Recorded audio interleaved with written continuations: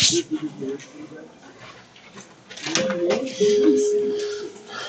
them? Starting off Wednesday, February 9, 2022, White Day today. Lunch, chili, teriyaki chicken, combo sub, and a salad. Pork grill, crispy chicken sandwich, corn dog. Wednesday, no activity scheduled for today. Committee meeting tomorrow at 2:05 in the library, talking about decoration. Committee. Math department, ADP review. Tonight after school, Mr. Spears' room. Thursday during part-time, Mr. Sullivan's room. DSA meeting over lunch today, Dave's room. Now the coach of everyday stress therapeutic setting that started accepting imperfections in group starts yesterday. If you want to come, there's more flyers for more information. Reminder of next week, Thursday, February 17th, is the end of the third quarter midterm. Visit with the teachers, if you're in need. End of third quarter midterm, Thursday, February 17th. All please stay in place. Salute to the flag. Of the United States of America, and to the republic for which it stands, one nation, under God, indivisible, with All have a great day.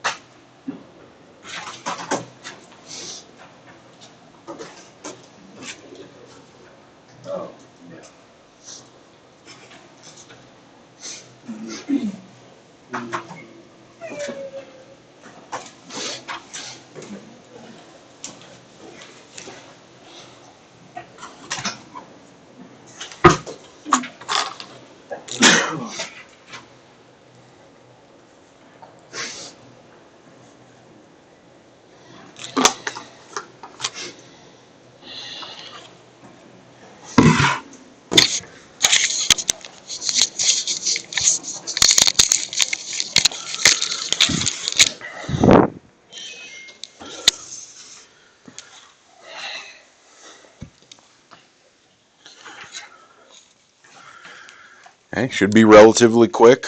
Just monkey button pushing.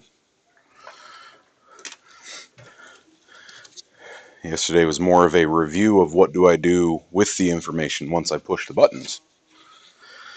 No Hong Kong.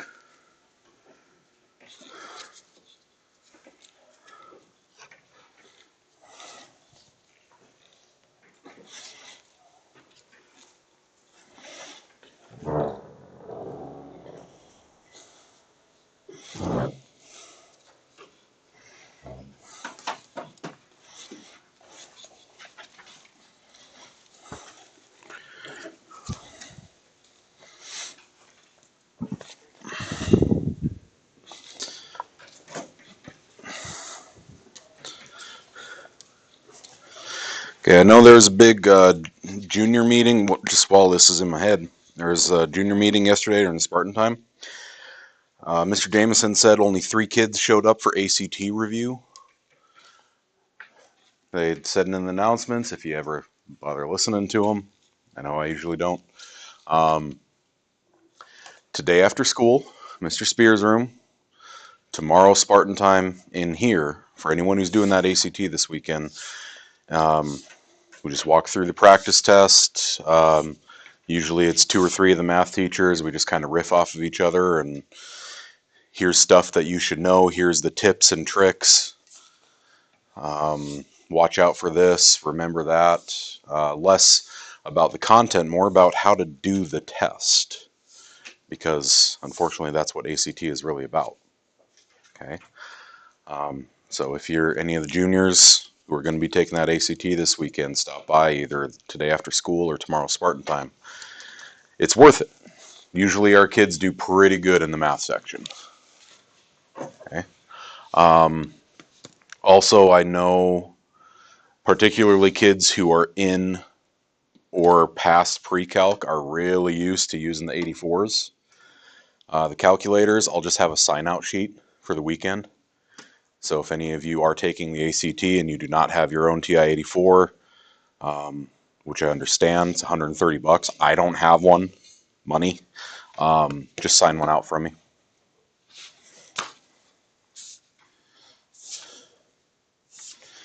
And the 84s are not supposed to leave my room.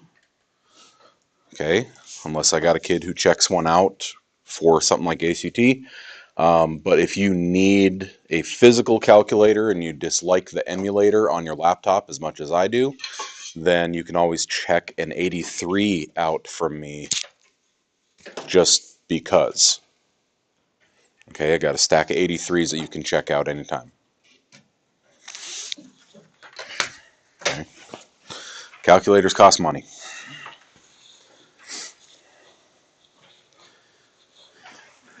But I would say if you are going to get your own graphing calculator, yeah, TI-84 is what's going to be in all the books, but Casio, save yourself $50-$60 and get one that's actually better.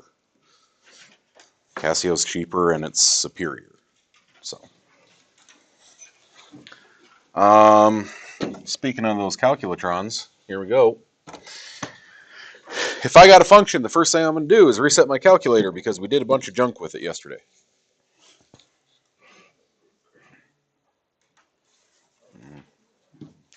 Y equals negative x to the 5th plus 2x to the 4th plus 3x to the 3rd. Ah! I hit over, Frank. 3x to the 3rd. For crap's sake. Alright, I'll just let you know this morning's going to be bad. Oh, curious. I hit plus, it removed the 3. Instead of retyping over the whole thing. Okay, making sure y'all actually know that. Second insert says I get to type in there. There's always a couple of kids who are like, dude. So just making sure you know that so you don't have to completely type over everything. 3x to the 3rd minus 4x squared plus 3x. Okay. If I've got the thing, second, calculate. I'm guessing there's at least one maximum, so I'll just start there. huh. Now again, I don't see the entirety of the graph, but do I see where the maximum will be? Okay, so it might go off-road here. Frank, come on. I don't know how tall that is, but I see the X values where it will occur. Second hour yesterday, was it Callister? When we switched from one word problem to the other and our window wasn't even close, he said, well, aren't the X values still there? Like, we couldn't even see the graph because it was below. Remember, we started at like 30,000 oranges or some junk like that? And our graph was way down below. We still were able to find the maximum because the X values were there. So it's a handy trick if you're just trying to save time, like on an ACT. So I'm going to be between there and 6. As long as I'm somewhere in between there, I'll find my maximum. And come on, Frank. Okay. So it says find and label the extrema. What's the label on it? Relative maximum. Okay. So we should have a relative maximum approximately 2.151, 14.57, cut it off. I will have a relative minimum at, save me time. I'm guessing you all know how to press the buttons. Come on now, you all say it like a brain-dead congregation for the Pledge of Allegiance. Say it together. What is it? 232? Cool. Okay. Negative 3.1. Okay. So I got my two extrema, and the extrema are going to inform my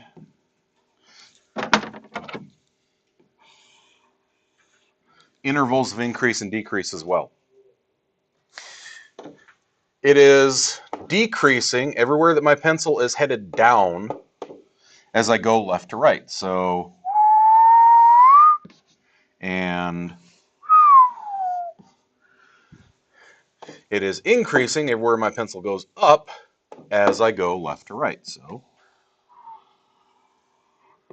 there. So you list the X values, not the Y values, when you do intervals of increase and decrease. We're going to say it is increasing from the X value here to the X value there. Those are backwards. Negative 1.233 to 2.151. And it is decreasing everywhere else. Should be negative infinity to that. Union from there to infinity. And you should have a number line if you stack it all together in terms of its values. It's going to go from negative infinity to here, to here, to, oh, wait. Detour, saw a squirrel. But if you were to stack this union here, this union here, it reads across like a number line because the whole thing should be increasing, decreasing, or constant across the entire graph. And those parentheses on the points where it transitions, those are my extrema. Okay? So, we should have a correct coordinate, labeled correctly on both, increase, decrease. Were we supposed to find the rate of change? Were we? See, short-term memory is atrocious because I was hit too much in the head in high school.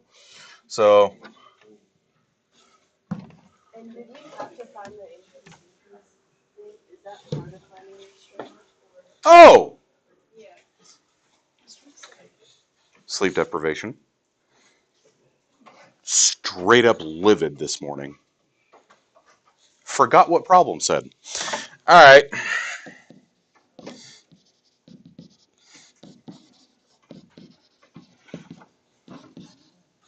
There we go. That's better.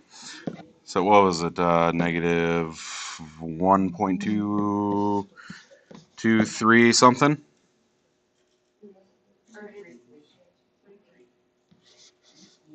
Hmm.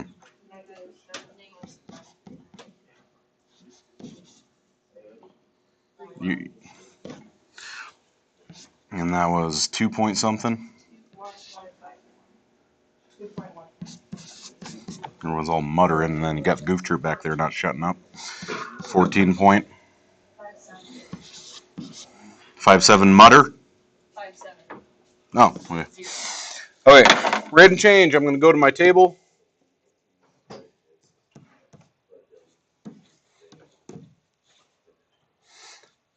If it's from -1 to 3, then put in -1 and 3 and find those values. y2 minus y1 over x2 minus x1, good old slope. My rate of change is going to be, go away. 7 to 5, -20 over minus 4, -5? Just -5? Huh. There we go. Forgot my own instructions. Okay. Labels, coordinate, rate of change, and you know what? I'm going to leave one floating on the rate of change for you forgot how arithmetic works. Maybe you did 1 minus 2 and then 2 minus 1, missed a negative, something like that.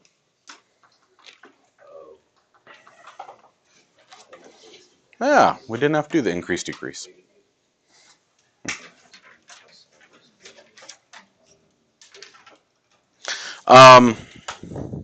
I got to remind you again, when you're doing daily quiz, be honest with yourself. Okay, I see it time and time again. These two guys, these two girls, this whole table, kind of, what'd you get as they're working? Okay, if you change anything that you have based on, I looked at his paper, I asked her what she got. If you ever change anything, you are giving yourself a false sense of security in your ability to do the problem. Because that isn't what you know. That's what you and your neighbor know.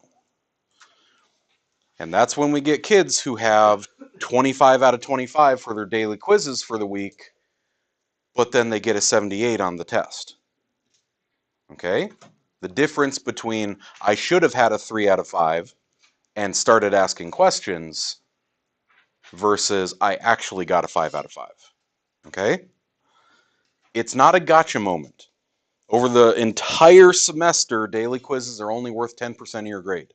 It is not worth BSing it like that because it gives you that false sense of security, and then you come to the test where you have to do it on your own and it goes south on you.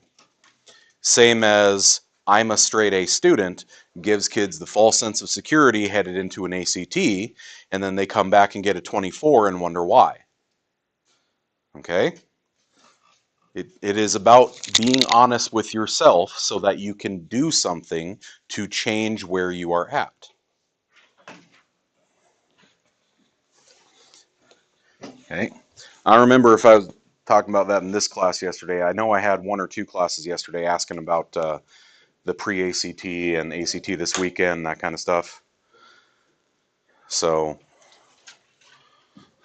y'all know how ACT works, like what the scores are supposed to be and all that? What's good, what's bad? Okay. Short version. So what's that? 18.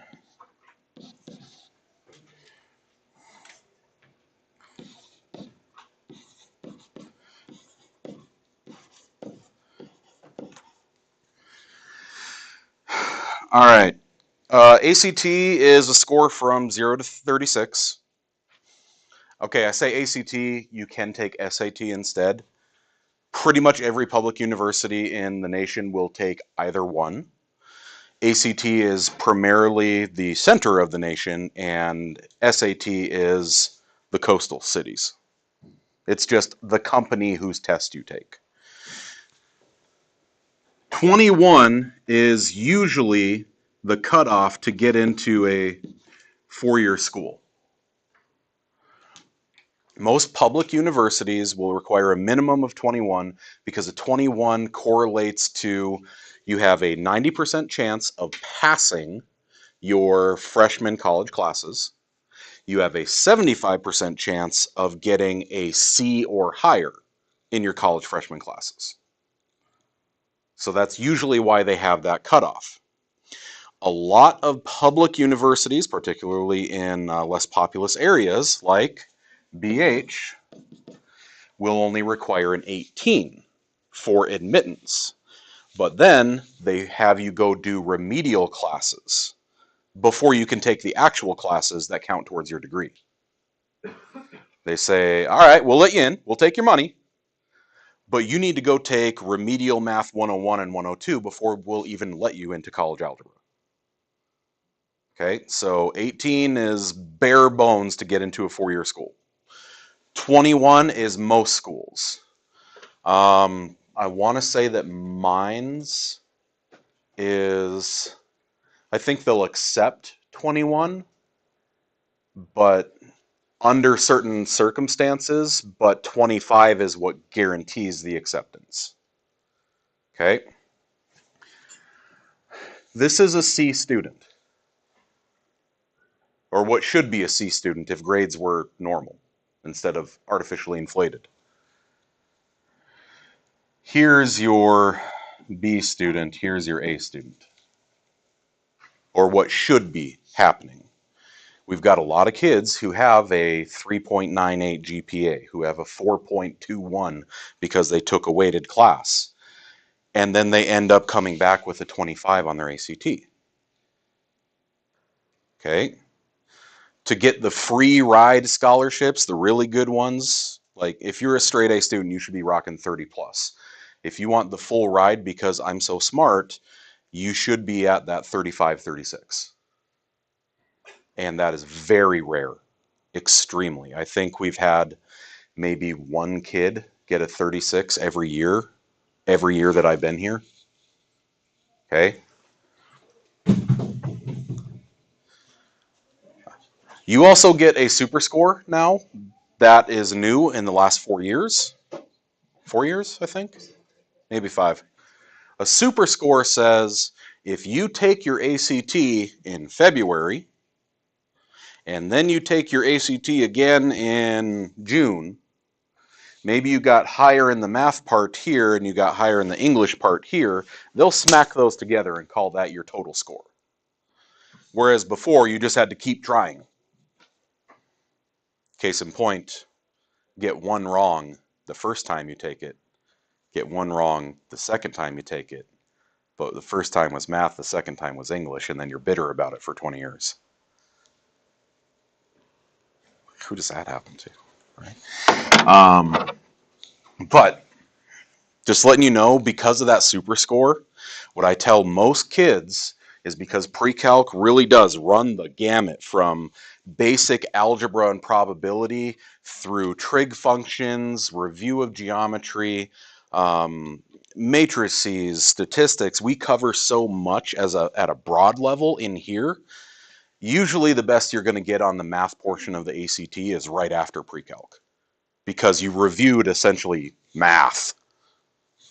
Okay, so I would strongly recommend that our juniors, if you're not taking the ACT right now or again in April, definitely take it in June right after this class. Okay, just letting you know. There's been a lot of talk about that. Sophomores, you're going to be taking the pre-ACT in like 2 weeks, I think. It's on the 22nd. The pre-ACT is the snapshot that says if you're doing what you're doing right now, if you continue on your current academic path, this is the prediction score of what you should have on your ACT if you keep going. Okay? It's the predictor. That's it. It's really good data. It's a good idea. What happens if you're like, well, I'm gonna go to MIT and I'm gonna do this and I'm gonna do that. I'm gonna go to mines and become an engineer. And then you take your pre-ACT and it comes back as a 23. It means you need to step it up. Okay? So just letting you know what the ACT is. There's been a lot of talk about it recent days. Just get that out of the way. Homework, I think there was only one question. And I forgot to answer it now that I remember. So, oops. Mostly monkey button pushing. How'd we do with the word problems?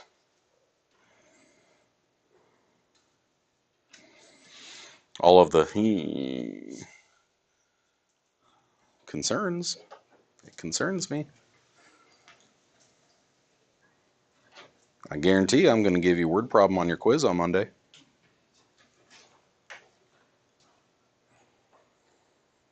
All right. The village is silent. There are no murders here. All right. Then, 1-5. 1-5 should be one of the easiest sections you do in the entire course.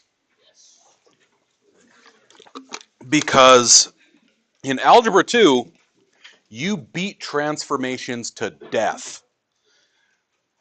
You remember at the end of every chapter, after I learned about linear functions, we talked, and absolute value, we talked about transformations. After we did quadratics, then we did the transformations. After we did polynomials, then we did the transformations. After radicals, after logarithms, every time we would end the chapter by talking about the transformation form of it. Okay? They all come down to who is your mathematical daddy? The parent function.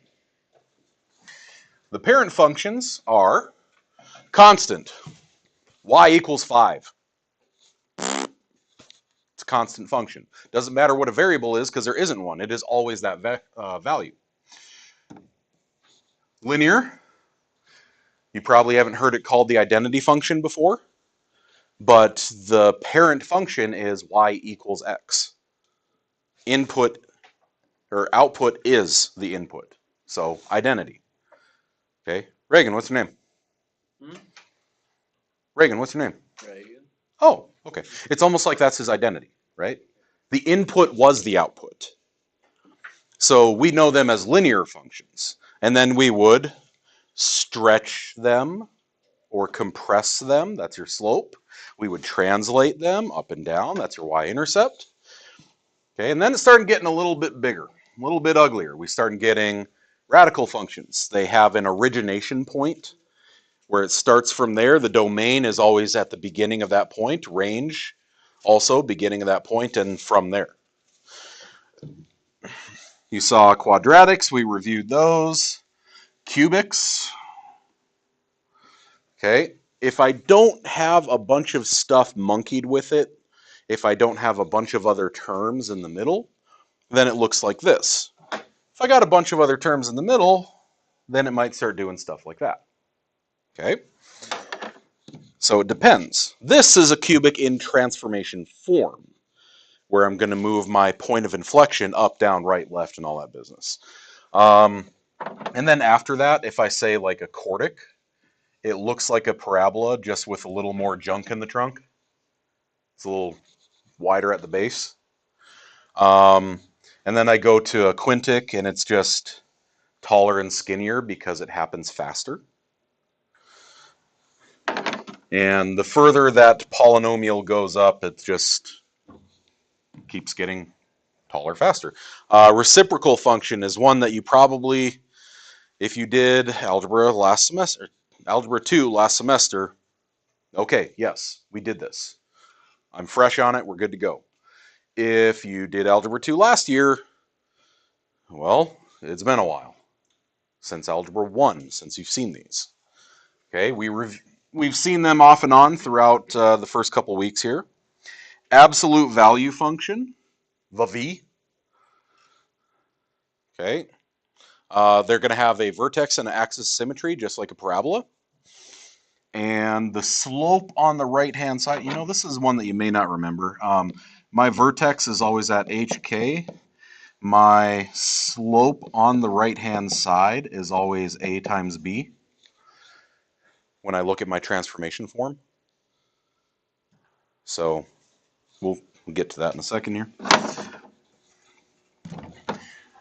One that we haven't seen since algebra half. The greatest integer, or step function.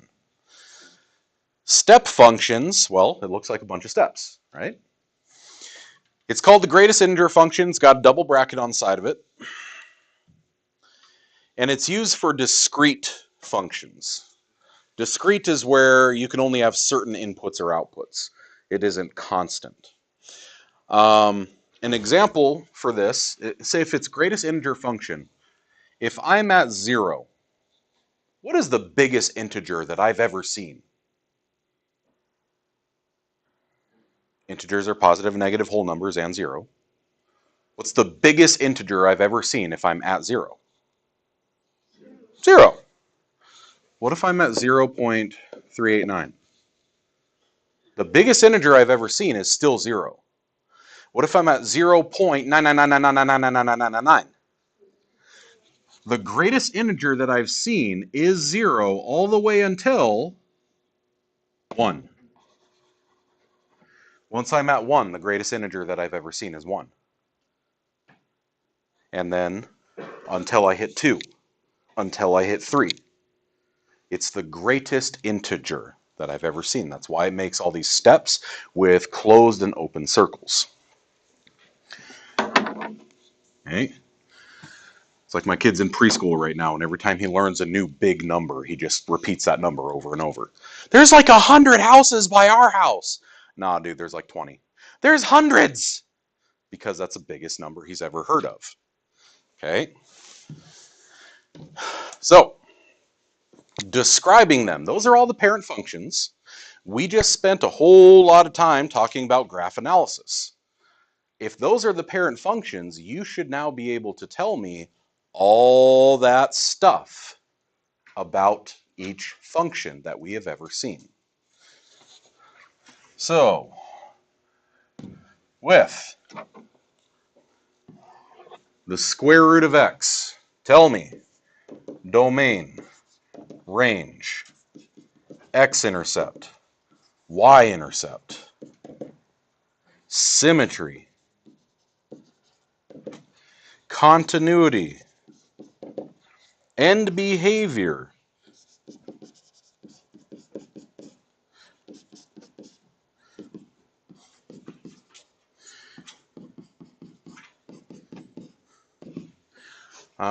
intervals of increase and decrease.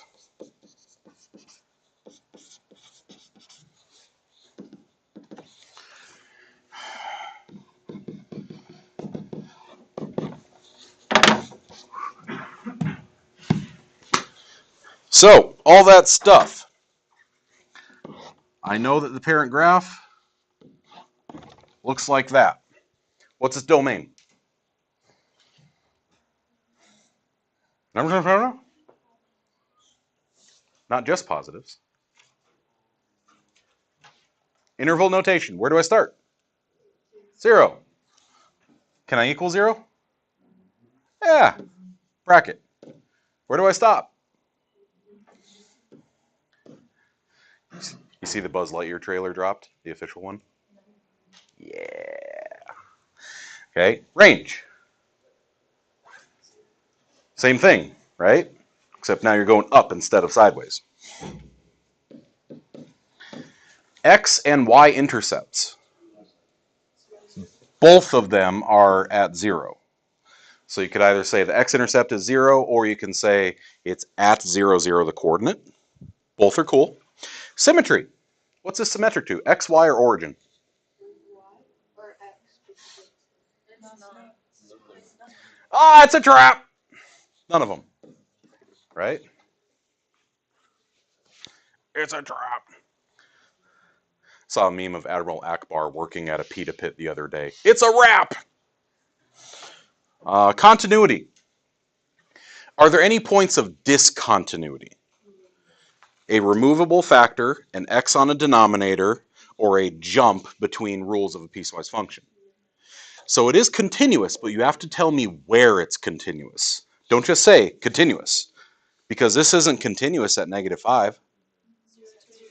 Okay, so you have to say continuous at x is greater than or equal to 0. Or in interval notation, that would work too. But I have to state that it's continuous along this part of the domain. My end behavior, as I head all the way to the right, it goes all the way up as x approaches infinity. Y's go to infinity. Do you remember how we said we're going to handle the domain, or the end behavior, on a radical? As I approach 0 from the right, my y's get really close to 0. Intervals of increase and decrease. Where's this thing increasing? Where's my pencil going up? From 0 to infinity. Make sure you switch back to parentheses because, again, I cannot increase or decrease at a point. So decreasing, never. I forget who was it. Someone asked this the other day. Do I just not put constant? Well, it asks for intervals of increase and decrease because it's very rare that we're going to see constant, like for the rest of the year. So, the reason that I set it up like this is homework hack. If I have to do a couple of these, a good thing to do would be, well,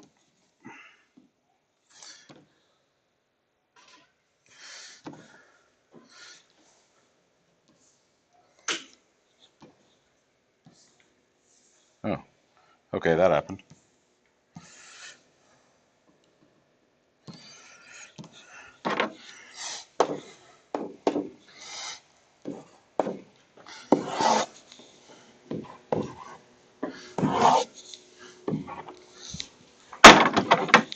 Put number 5, number 8, number 12, and then just do them as a table almost. Okay? So if this one was f of x is square root of x, then the next one is absolute value of x.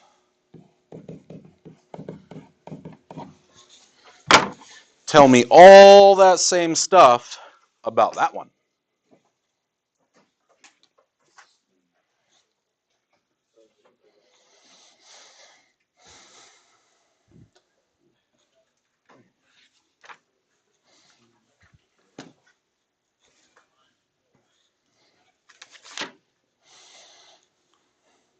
Remember, daily quizzes, I want to know what you know. These, I want you talking to your neighbors. We're learning the things, so exchange the ideas.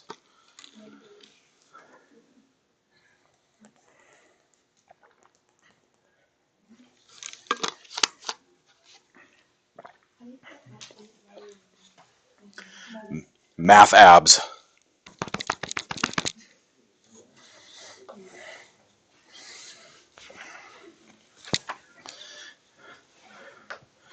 Yep. If you're on the 84, absolute value has a shortcut, alpha window, and absolute value is in that menu. If you're not on 84, then you can use math under the number section. It has abs, absolute value.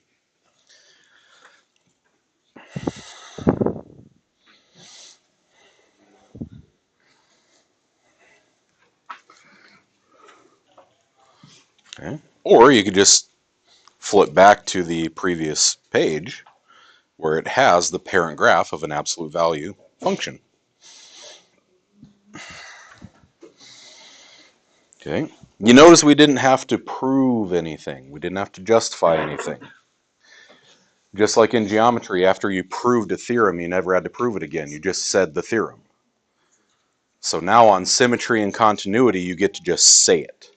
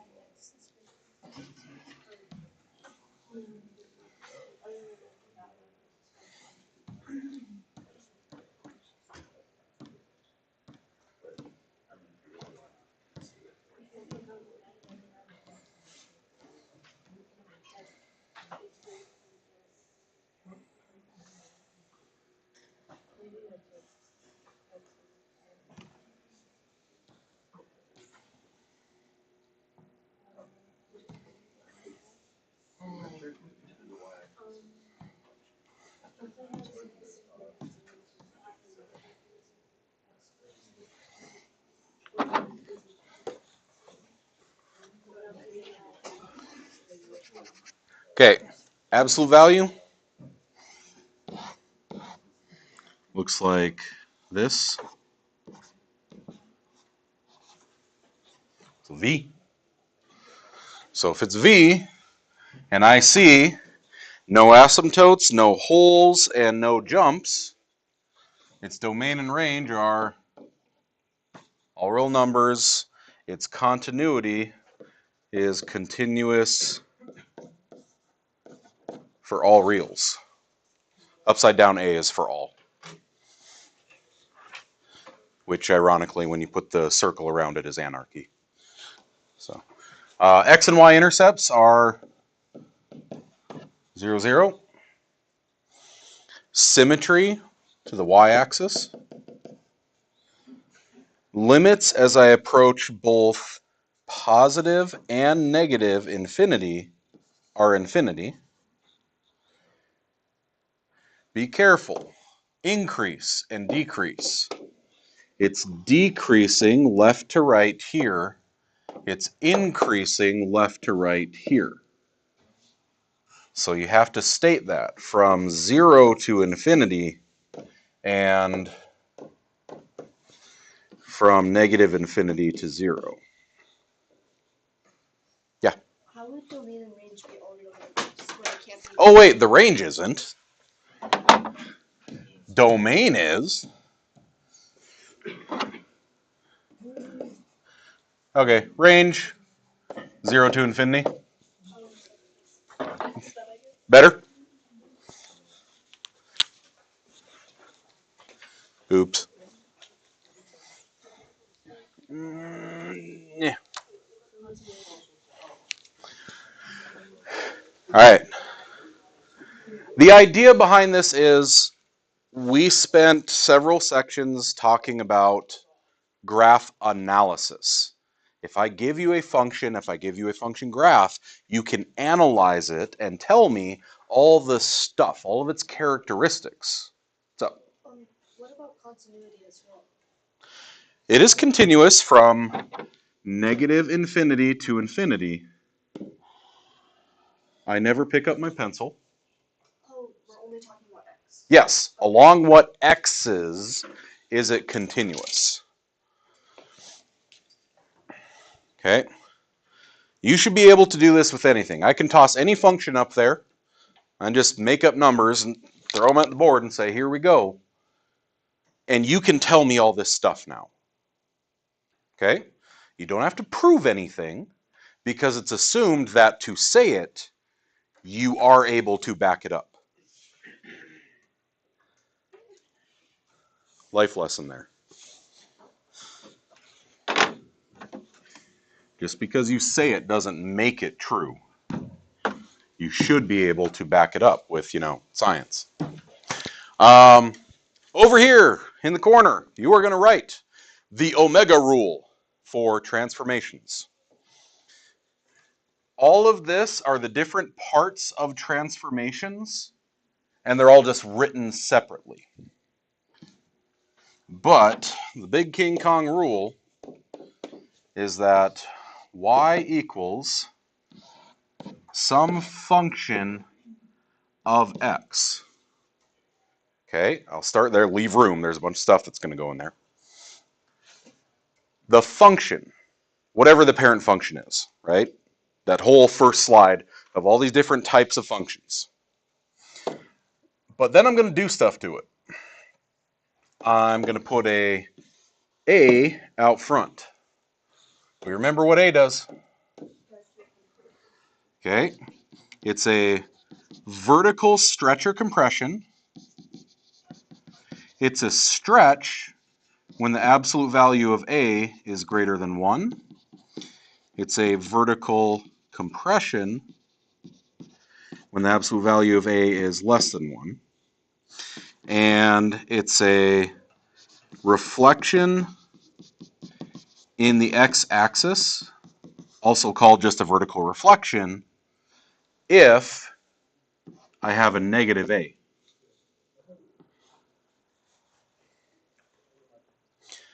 So a's got a lot of power. It does a bunch of different things.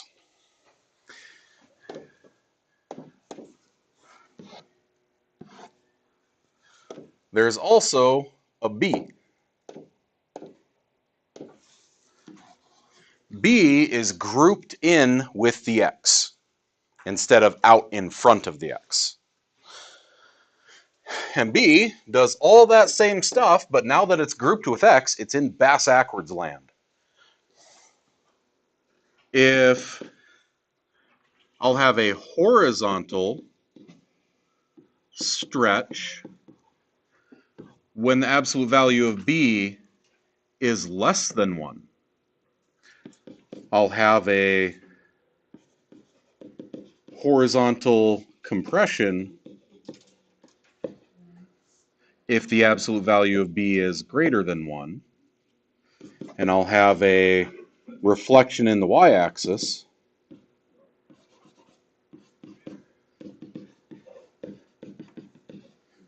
or horizontal reflection if B is negative. And what I'd like you to put next to these two, it's always the reciprocal. It's bass-ackwards land, so 1 over B. And that sounds really goofy if you hear it in abstract terms like this. If I just say words, okay, I'm writing it down, but I don't know what it means. Think about it this way. Who's got a job? Yay? Okay. You're saving up for a car. You want to buy a new car. Maybe right now you have a 92 Geo Metro that squeals when it drives. Okay. You want a new car. And you're saving right now $100 a week. You're putting $100 aside every week, and the car you want is $4,000. How long does it take you? 40 weeks, or around 9-10 months, right? Because it's like 4 point some weeks, right? 40 weeks to get there. What happens, okay, y equals $100 per week. What happens when I take my input and I double it? You work twice as many hours now. If I double my input, how long does it take to get there? Half as long, right? What happens if I cut my $100 in half because now my parents say I have to pay my car insurance? If I cut my input in half, it takes twice as long to get where I'm going. So it always has the opposite effect. That's why everything grouped in with X, with the input, is bass-ackwards. If B is less than 1, if it's a half, that means I will stretch horizontally twice as far, the reciprocal. Okay? We didn't see B an awful lot in Algebra 2. Like, I think it was maybe 6, 7 total problems throughout the semester. But it was there. That's why I'm making a big deal of it right now, because they're just going to assume that you know that. H. Now the official form is minus H, and that's bass-ackwards as well. That is my horizontal translation. Maybe you've heard of it called as a slide. And it is bass-ackwards. If they say minus 5, I go right 5. If they say plus 5, I go left 5. Again, you're saving up for that car. $100 a week.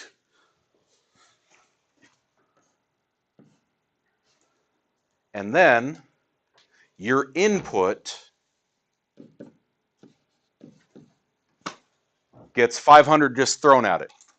Grandma says, happy birthday. I'll chip in on your car. If your input has an extra 500 with it, doesn't it take a little bit less time to get where you're going? So it said plus 500, and it moved your end goal back to the left instead. So bass-ackwards grouped in with X, opposite effect. Outside, big. Okay.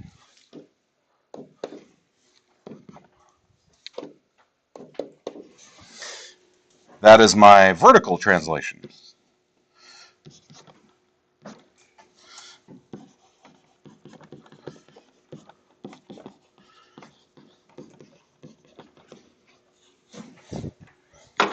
Okay.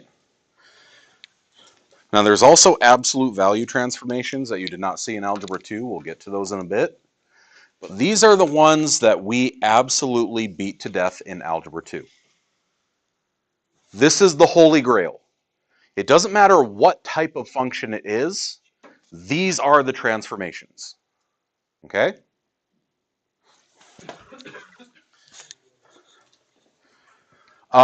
Note that A does two different things. Does both a dilation and a reflection. So if A is negative, don't say A was a positive 100. Okay, it's a vertical stretch by 100. Awesome. If I say Y is negative 100x, don't say that there's a vertical stretch by negative 100. The negative is its own transformation. Reflection and then the stretch. Also, now you're in PreCalc, we can cheat. You can just call that a horizontal dilation. That's a vertical dilation. In Algebra 2, we tend to stress the stretch compression thing, so you really understand what that number means. Now that we understand what it means, you can just say it's a dilation of 2/3. It's a dilation of 5. Okay. All right. So now that we got the Holy Grail, do all the stuff. Use a parent graph to graph the transformation function. So if I know that mathematical daddy looks like this, don't just wing it. I'm doing a slope of 1.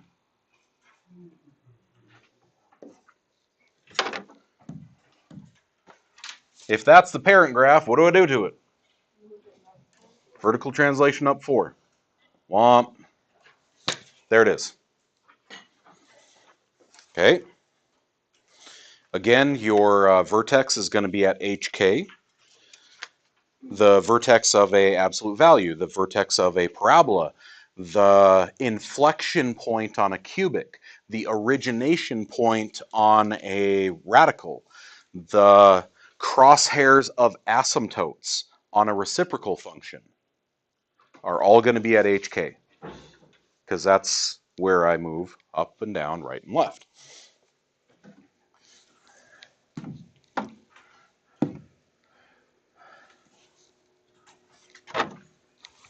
I take my parent graph, trying to actually hit the boxes here without points. Okay, I take my parent graph and move it up, down, right, or left. +3 in the grouping. In the grouping is bass-ackwards land, so if it says +3, I go back 3. I want to get lunch. I find $3 laying out in the parking lot. Okay, my available income has gone up $3. So now my goal is closer. Okay. Same thing. I'm going to say this is, if I actually have to state what the transformations are, I'll say a vertical translation right to and a horizontal translation right to and a vertical translation down 1. So I move my vertex right to down 1. I see that there's no stretch or compression to it, so I retain the slope of 1 on the right side. That is a characteristic of the parent function. 1, 1, 1, 1, 1, 1, 1, 1, 1, 1, 1, 1, 1, 1, 1, 1, and then reflected over my axis of symmetry.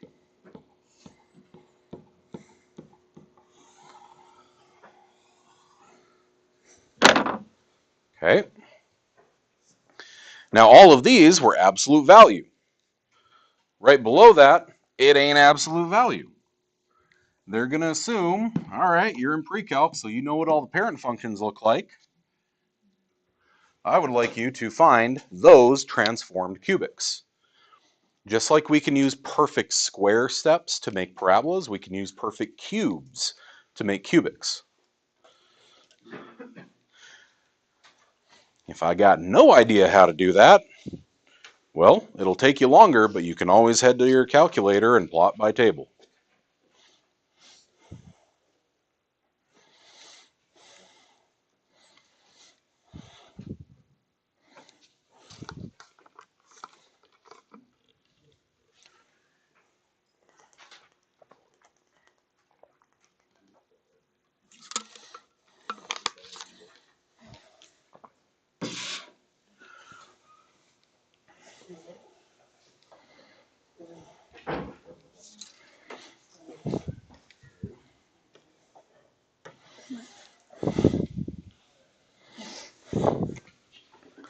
It's been a long time since I've seen the scratch and sniff markers that you're supposed to huff.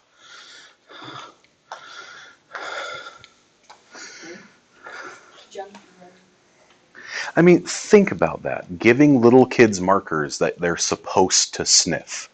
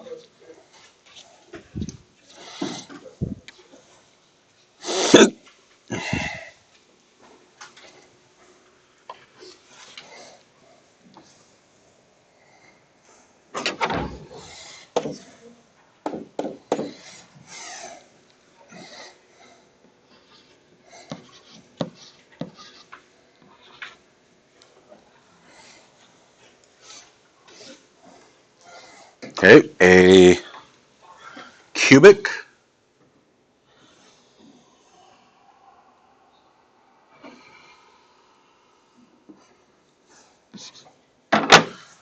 normally parent function y equals x cubed, use cube steps. 1 cubed is 1. 2 cubed is 8. 3 cubed is way off the map. -1 cubed is -1. -2 cubed is -8. Okay, just like our perfect square steps, it's just now they're cubes. So if that's the parent graph, come on, points come with.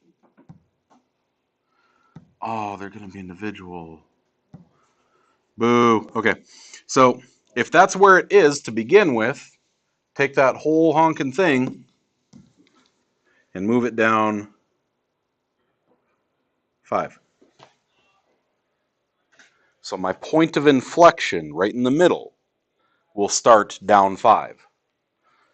And then from there, left 1, down 1, left 2, down 8. Right 1, up 1, right 2, right up 8. Use the perfect square or cube steps. Okay. Same thing. My inflection point's going to be right 3. Use your perfect cubes. 1, 1, 2, 8. 1, -1, -2, -8. Connect the dots. This says left 2, down, up 4. So left 2, up 4 is my inflection point. From there, right 1, up 1, right 2, up 8. Left 1, down 1, left 2, down 8. Left 3, down, still 27 is off the map. But hopefully your cubic isn't trash like that. Okay? As long as you got the points, right? The points and, like, look, y'all. If you got those points and then do this, okay, now we got a problem. No, bad. Okay? Try to make it look a little curvy, at least. Okay? A little curvy, at least. Okay? So we want Beyonce, not Amanda Seyfried. Okay? Describe how they're related. So now I'm going to give you the graph. You have to tell me what the parent was and what the transformations are. So, in mathematical speak, who's your daddy? The parent function. X squared. Okay, what was done to it? We'll use our big kid words, though. A horizontal translation, right 2.5 or 5 halves. And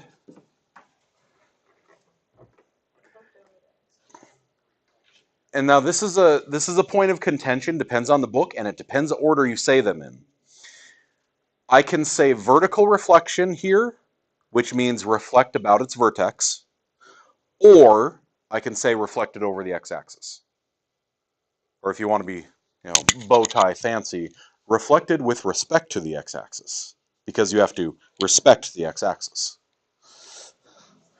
Okay.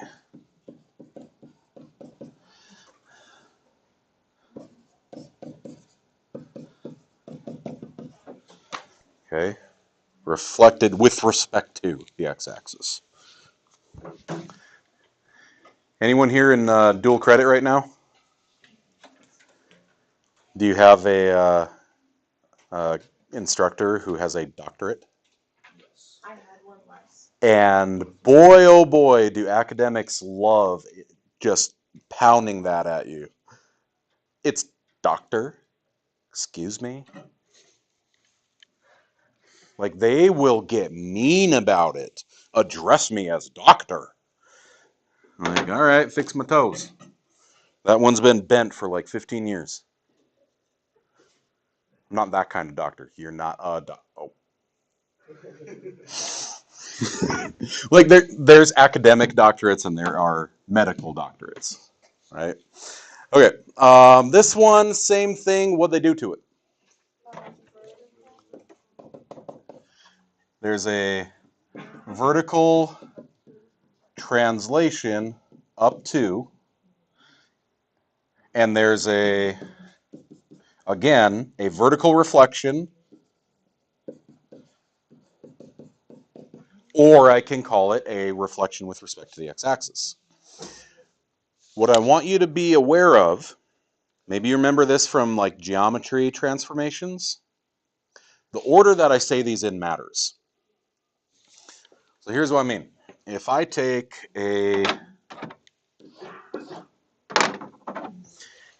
regular parabola and I do it in this order, translate up to, then a vertical reflection.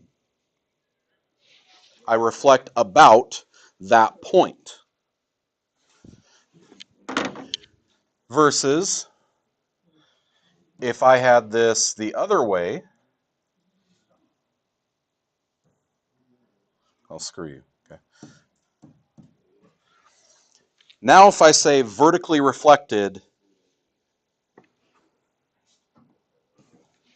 and then translate up to, still the same spot, right? Because vertical reflection implies reflect about its vertex or its origination point or its inflection point. Here's where the wording matters. If instead of vertical reflection I said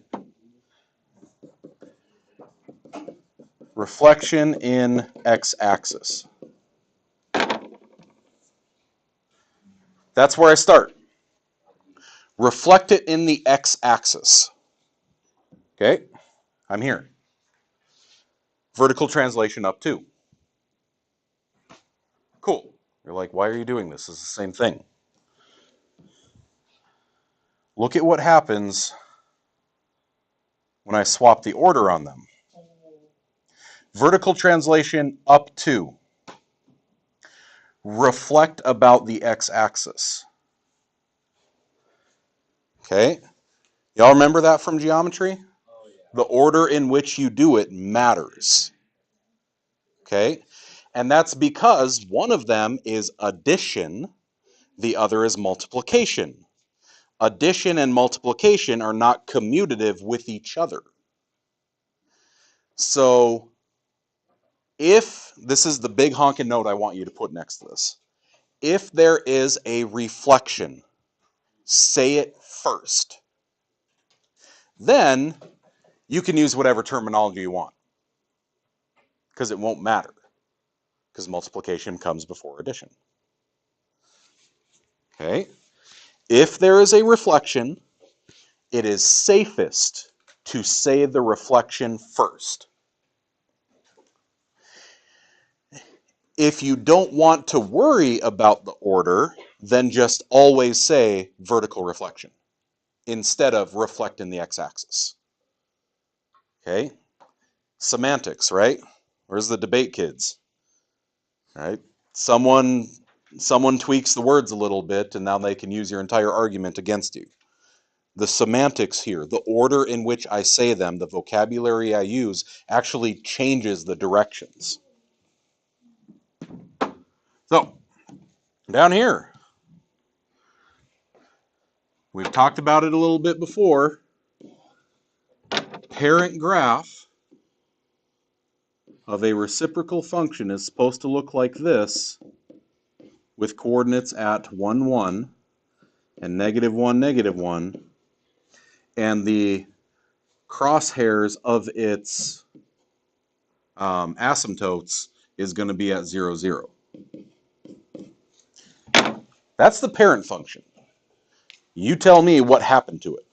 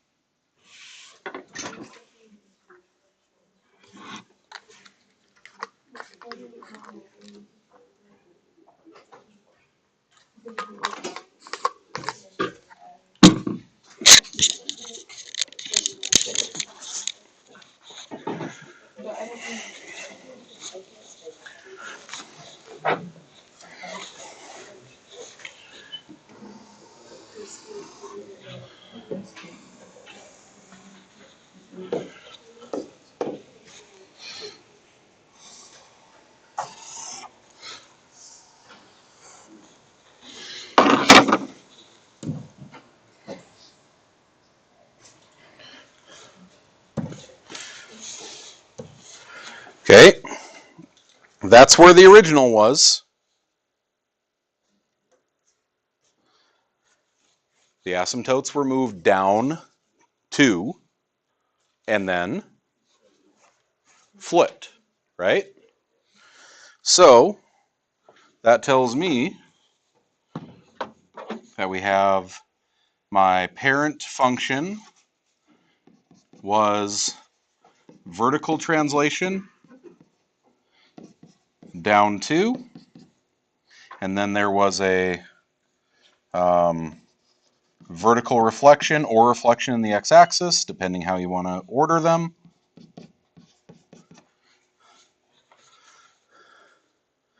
The other, did anyone say horizontal? Because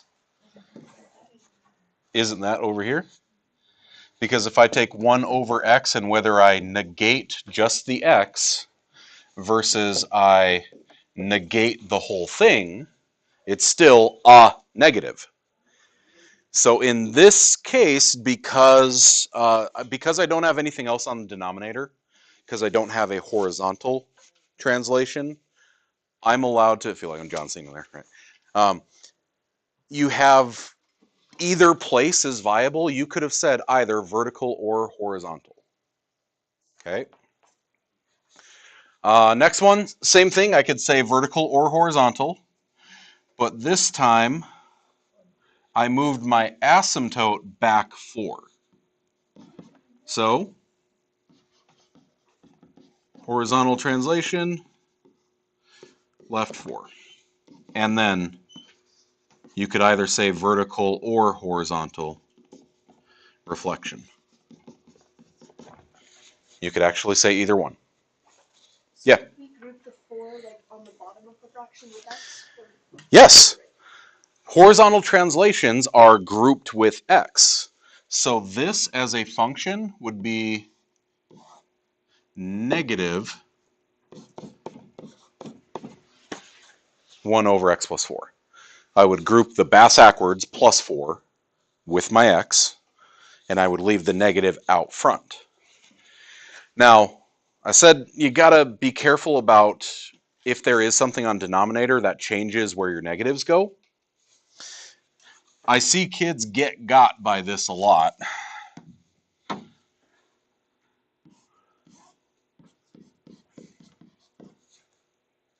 That is incorrect, because the negative needs to be in the b spot. The b spot is separated from x minus h.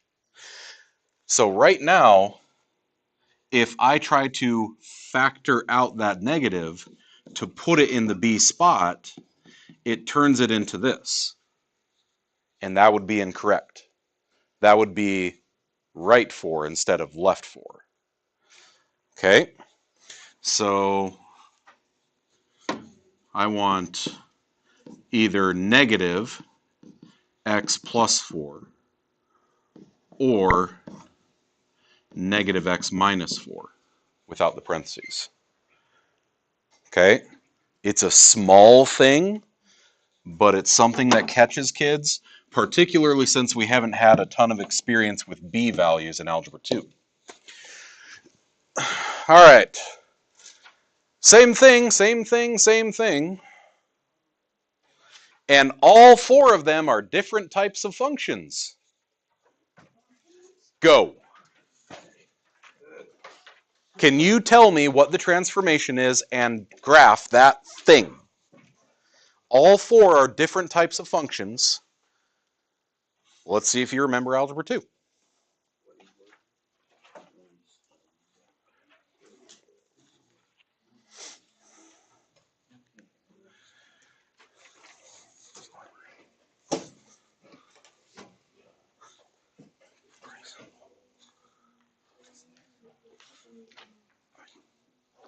I checked. There was no notice.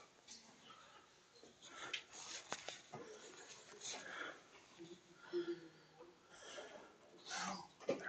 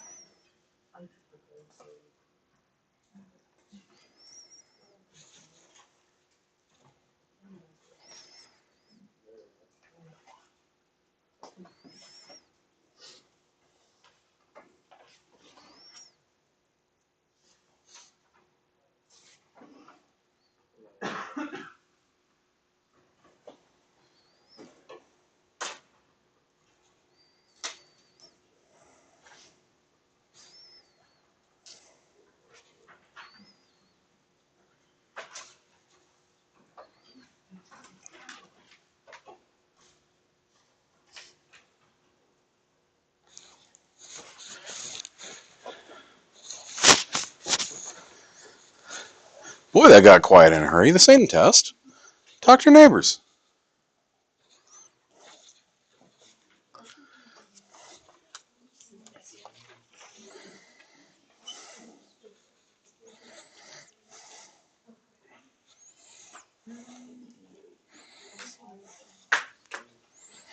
Careful, I hear those are expensive.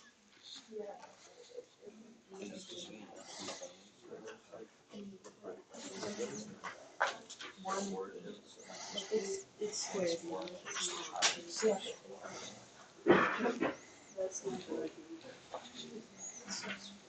Because it's square now, not cubing.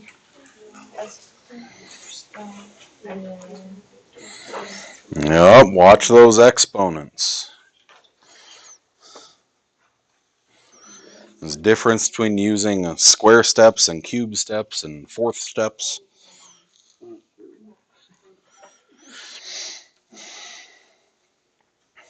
Okay, maybe you remember from a couple weeks ago and said it's a real good idea. I bang this drum in Algebra 2.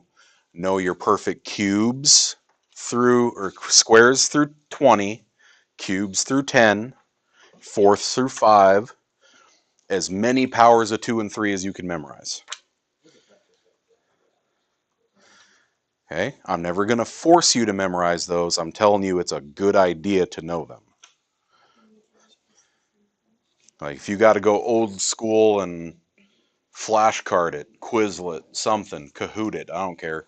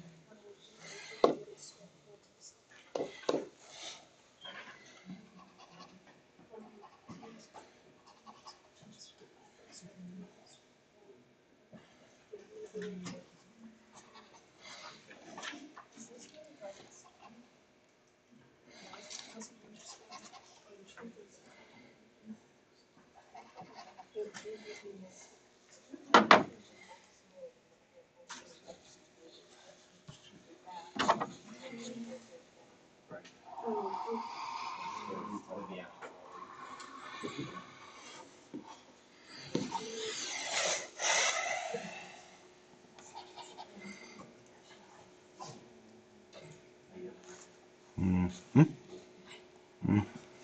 9/5, 16/5, 25 fifths, 36 fifths.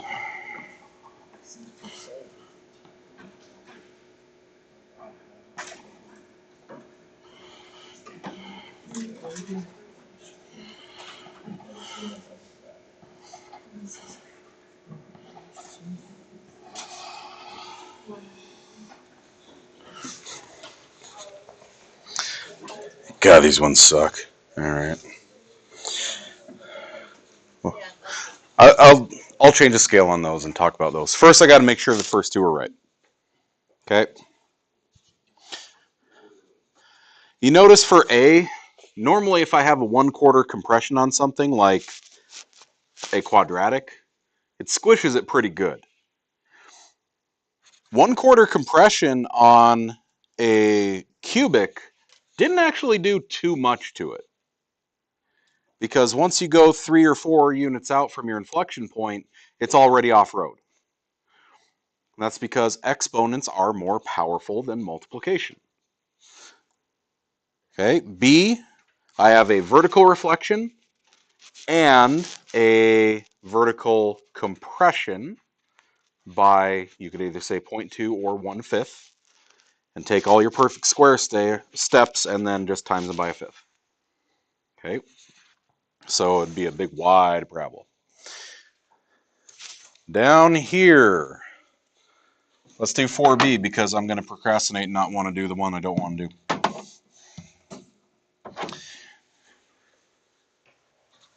Okay, no left or right.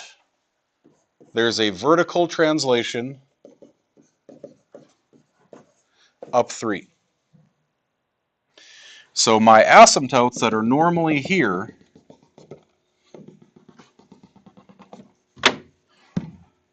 oh, screw you, go up 3. Okay. Then I have normally there's a 1 up here. So in the A spot, I have a vertical stretch by a factor of 15. So normally from that intersection, I would go right 1, up 15. Right 2, or sorry, right 1, up 1. Now I'm going to go right 1, up 15. You're taking 15 and dividing it by a number. So 15 divided by 1 is 15. 15 divided by 2 is 7.5. So 1, 2, 3, 4, 5, 6, 7, and some change. 15 divided by 3 is 5. 1, 2, 3, 4, 5. 15 divided by 4 is 3.75. 1, 2, 3, and change. 15 divided by 5 is 3. 15 divided by 1, 2, 3, 4, 5, 6, 7.5 is 2. And I'll get that graph. You keep taking 15 divided by a number, and you're moving that far away from those crosshairs. Okay? And because it's the reciprocal function, I will have the origin-based symmetry back here too. So 2, 1, 2, 3, 4, 5, 6, 7.5, 3, 5, 5, 3, 7.52. There you go. Again, if you saw this last semester, probably not a big deal. Maybe a little rusty because it's been a couple months. But for anyone who had Algebra 2 last year, just try to keep up, I guess. Ask questions when it gets fuzzy. Stop me in the middle of it. Okay. The greatest integer sucks. Like, it's an easy function to understand. It's annoying to graph it. So, normally a greatest integer says, the biggest number I've seen is 0 until I hit this. The biggest number I've seen is 1 until I hit this.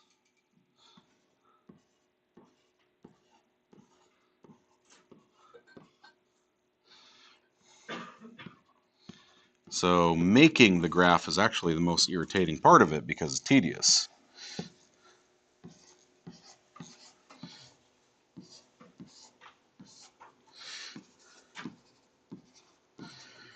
You got to have all these closed and open circles and connect the dots, connect the dots, connect the dots, connect the dots, connect the dots. I'd be so mad if I missed a box right now. Okay, so that's normally where it is. What do I do to it?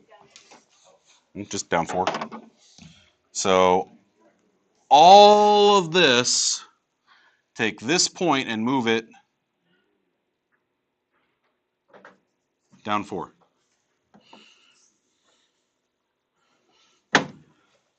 There you go. It just means that very first step, move it down 4, and then make the steps from there. Okay. Now, just because I'm pretty sure it pops up somewhere else in the class, I know I've seen it before. What if I do this? What spot is that in? A, B, H, or K? It's not grouped in with X, so it's A out in front of X. So it's vertically stretched by 2. That means, like the meme of the guy jumping up like 6 stairs at once, the vertical distance between these is twice as tall. The vertical distance is twice as tall. The vertical distance is twice as tall. Stretches, okay? Just want to talk about that because I know we haven't seen those for a long time. Like, no joke, algebra half. All right, look these over. Look them over and decide, do I know how to do this? Do I know how to do this? Am I confident on that? Look them over, and then, are we good? Are we a little fuzzy and want to, hey, I need to look at number 3? Or are we, bro, what? Where are we at? How are we feeling? Okay. So the most hesitation that I'm seeing is more of a like, eh. So it's, I get it, but I know I need practice with it. That's what the assignments are for. The assignments are do that extra 1. Okay, if you're doing number 8, 8 was a little sketchy. Just because the assignment was only do 8 doesn't mean that's the only one you do. 8 was a little sketchy. Try 9 next to it. Okay? It's extra practice to make sure we understand what's going on. All right, the last few things are actually pretty simple, but we don't have time to go into it. So we're going to cut it off there. Tomorrow will be second half of 1.5 moving into 1.6. And this is about on pace for what we normally do for PreCalc. So, y'all doing good? Again, if you're going to be doing juniors, if you're doing an ACT, review after school today and tomorrow in Spartan time in here. If you are doing ACT and need to check out a calculator, I'll put a sign up in my room so kids can just check them out for the weekend.